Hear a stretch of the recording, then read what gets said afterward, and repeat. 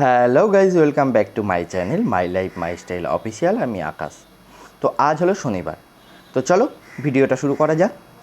তো সবার প্রথমেই সবাইকে জানাই গুড ইভিনিং। তো এখন আমি আছি হলো দক্ষিণেশ্বর মেট্রো স্টেশন। তো এখন আমি কোথায় যাচ্ছি তাই তো?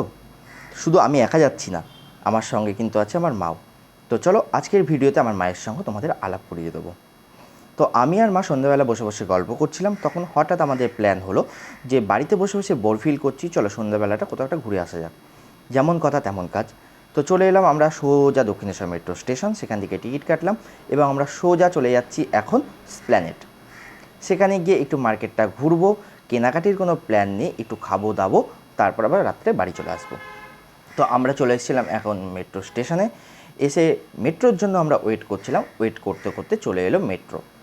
তো চলো মেট্রোতে উঠে পড়ি তোমাদের সঙ্গে গল্প করতে করতে। তো এখন আমরা উঠে পড়েছি, উঠে দেখতে পাচ্ছ মোটামুটি ফাঁকাই আছি। সন্ধ্যাবেলা তো এই টাইমে খুব একটা ভিড় হয় না, তো ফাঁকাই আছে। আশা করি রাতের দিকে মনে হয় ফেরার সময় ভিড় হতে পারে। তো চলো গল্প করতে করতে আমরা পৌঁছেও গেছি আমাদের ডেস্টিনেশন, মানে হলো এসপ্ল্যানেড। তো পৌঁছে দেখতে পাচ্ছ চারিদিকটা ফাঁকাই আছে। তো ধীরে ধীরে আস্তে আস্তে হেঁটে হেঁটে আমরা যাচ্ছিলাম বাইরে মার্কেটের উদ্দেশ্যে। চলো মেট্রোটা বেরিয়ে যাক, যে কটা লোক আছে বেরিয়ে যাক। তো যেহেতু আমার তাড়া নেই, শুধু আস্তে আস্তেই যাব। তো ইনি হলেন আমার মা।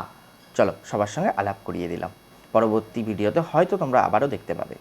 তো আমি আর মা গল্প করতে করতে বেরিয়ে পড়ছিলাম বাইরে মার্কেটের উদ্দেশ্যে। মাকে বলছিলাম এখান এসপ্ল্যানেড থেকে হাওড়া যাওয়ার জন্য কিন্তু একটা মেট্রো হয়েছে। না, এসপ্ল্যানেড থেকে না, আরও হয়েছে, কিন্তু আমি এসপ্ল্যানেড থেকে গেছিলাম হাওড়া। তো সেটাই মায়ের সঙ্গে শেয়ার করছিলাম। তো অন্য কোনো ভিডিওতে মাকে নিয়ে আসবো। তো মা বলছিল আমারও যাওয়ার খুব ইচ্ছে। তো গল্প করতে করতে আমরা চলে এসেছিলাম মার্কেটে দেখতে পাচ্ছ প্রচুর পরিমাণে লোক। এখানে কিন্তু অল টাইমই তুমি লোক দেখতে পাবে। আর যারা বার্গেনিং করতে প্রচণ্ড ভালোবাসো তারা কিন্তু এই মার্কেটে এসে শপিং করতে পারো। তাদের কিন্তু খুব মজা লাগবে, কারণ এখানে যারা বার্গেনিং করতে ভালোবাসে তারা কিন্তু এখান দিয়ে শপিং করে প্রচুর পরিমাণে মজা পাবে। কারণ এখানে যা কিছু কেনাকাটি হয় সবটাই কিন্তু বার্গেনিং। তো চলো আমরা মোটামুটি মার্কেটটা ঘুরে নিয়েছিলাম, কাপড় জামার মার্কেটটা ঘুরে নিয়েছিলাম, এখন এসেছিলাম গিফট আইটেম দেখতে। তো সেখানেও কিছু ঘুরে নিচ্ছিলাম, ঘুরে নিয়ে চলে এসেছিলাম সানগ্লাসের দোকানে। তো এই দুটো সানগ্লাস আমার আর মায়ের খুব পছন্দ হয়েছিল, কিন্তু নেওয়ার কথা ছিল একটাই, কিন্তু দুখানাই খুব পছন্দ হয়েছে। দোকানদার বলছে আপনারা দুজনেই দুটো নিয়ে নিন। তো মা সেটাই বলছিল, হ্যাঁ তোমার তো দুটো হয়ে গেলে বেশ ভালোই হয়। তো মাকে বলছিলাম ছাড়ো, দুটোই সুন্দর দেখতে, যখন পছন্দ হয়েছে দুটোই নিয়ে নিই, তুমি একটা পরবে আমি একটা পরবো। তো এইভাবে দুটোই নেওয়া হয়ে গেছিলো, কোনটা কাকে ভালো লাগছে অবশ্যই কিন্তু তোমরা জানাবে। তারপর সারা মার্কেট ঘুরে গরম লেগে গেছিলো, অনেকটাই রাত হয়ে গেছিলো। তো ঘুরতে ঘুরতে আমরা দুজনে চলে এসেছিলাম একটা আইসক্রিম দোকানে। তো আইসক্রিম খেয়ে নিচ্ছিলাম। তো আমি যেহেতু একদমই চকলেট খাই না, তো মা বলছিলো চকলেট ফ্লেভারটা ভালো খেতে।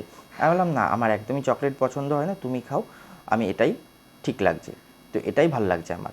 তো খেয়ে দুজনে মিলে গল্প করতে করতে চলে এসেছিলাম মেট্রো স্টেশনের উদ্দেশ্যে, কারণ মোটামুটি অনেকটাই রাত হয়ে গেছিলো, লাস্ট মেট্রো আমাদের ধরতে হবে। তো সে না আমরা আসছিলাম মেট্রো ধরার জন্য। তো আসার সময় আমরা এই যে মার্কেটটা দেখতে পাচ্ছি, এটা হলো জুয়েলারি মার্কেট। তো মা একটু জুয়েলারি দেখে নিচ্ছিল, তারপর আসার সময় এখানে একটা ফাস্টফুড শপ দেখতে পেলাম, সেখানে একটু দাঁড়িয়ে লাস্ট যেটা আমরা খেলাম সেটা হলো এগ চিকেন রোল। তো এখানের কিন্তু এগ চিকেন রোলটা মোটামুটি ভালোই বানায়, খুব একটা খারাপ না। খেয়ে দিয়ে গরম লেগে গেছিলো, তো মাকে বললাম আর একটু ঠান্ডা খেয়ে নিই। তো পাশেই ছিল সোডা শপের দোকান, তো ওখান থেকে সোডা শপ খেয়ে নিচ্ছিলাম। তো এই যে অরেঞ্জ ফ্লেভারটা, এটা কিন্তু আমার প্রচণ্ড পরিমাণে ভালো লাগে, মানে আমার সোডা শপের এই ফ্লেভারটাই সবথেকে বেশি ভালো লাগে। তো আমি যখনই সোডা শপ খাই তখনই কিন্তু আমি এই ফ্লেভারটাই বেশি পছন্দ করি বা বেশি খাই। তো চলো আস্তে আস্তে চুমুক দিয়ে খেয়ে নিচ্ছিলাম, খেয়ে দিয়ে চলে এসেছিলাম আমরা মেট্রো স্টেশনে, কারণ লাস্ট মেট্রো আমাদের ধরতেই হবে।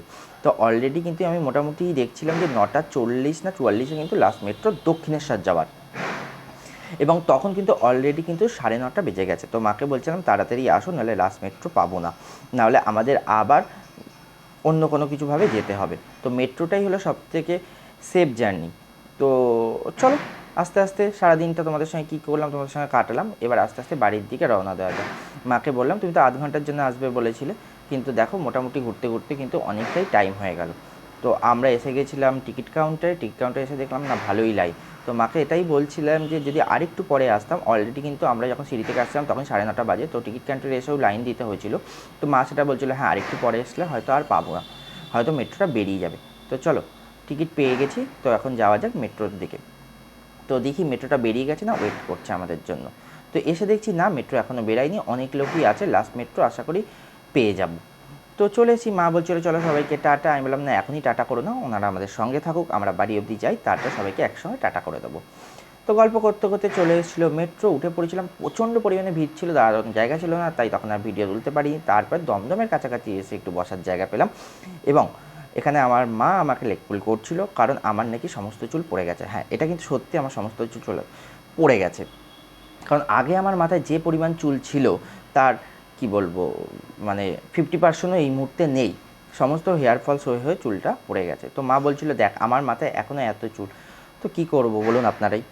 এই হেয়ার ফলস কিন্তু এখন 90% লোকেরই দেখা যাচ্ছে প্রচণ্ড পরিমাণে হচ্ছে। তো ঠিক আছে, যে কটা আছে এ কটাকেই বাঁচিয়ে রাখতে হবে, এ কটা যখন চলে যাবে আর কি করব। তো এইভাবেই ঢেকে ঢুকে রাখার চেষ্টা করছিলাম। তো সবার সামনে মা লেগ পুল করার চেষ্টা করছিল। তো এই সব গল্প করতে করতে আমরা হাঁপিয়ে গেছিলাম। তো চলো একটু জল খেয়ে নেওয়া যাক। তো জল খেতে গিয়ে একটা যা ইনসিডেন্ট হলো সেটা তোমাদের সঙ্গে শেয়ার করব। তো চলো, মাকে বললাম মা তুমি একটু জল খেয়ে নাও, কারণ তুমি আমার অনেক লেগ পুল করেছো। এবার লেগ পুল করার পর মায়ের হাসি আর একদমই থামছে না। তো কী জন্য হাসছে আপনারা কি জানেন? জলটাও খেতে পারছে না, এত হাসছে। কারণ আমাদের উল্টো দিকে আপনি এই যে পিছনে কাঁচ লাগানো আছে ওখানে হয়তো ফলো করলে দেখতে পারবেন, একটা হেলদি একজন মোটা মানুষ ওখানে বসেছিল।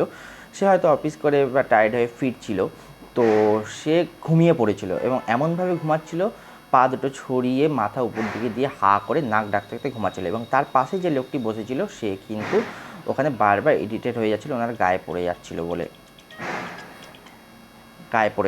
বলে। এবং সেখান